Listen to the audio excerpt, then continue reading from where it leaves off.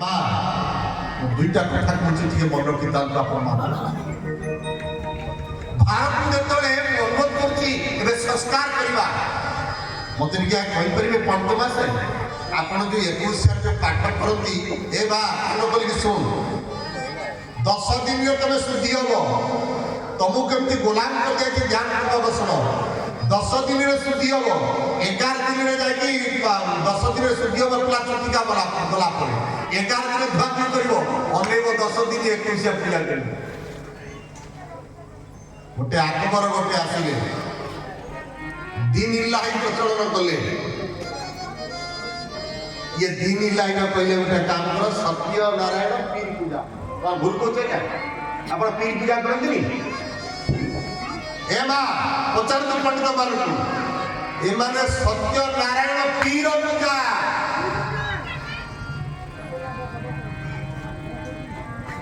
सत्य नारायण पीर पूजा करते अनुरोध कर पंडित माने अंतत पक्षे बुझा दिए मानू अरे ये ठीक नुह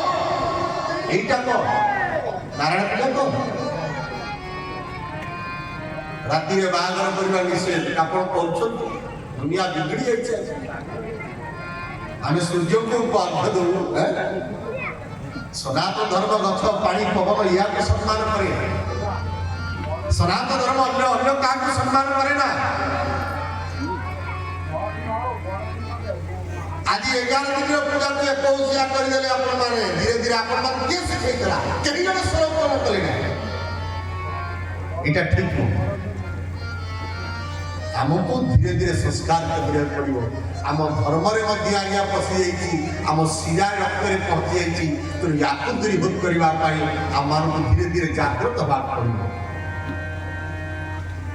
तो सज्जन ये मनुष्य जन्म मिली भारत वर्ष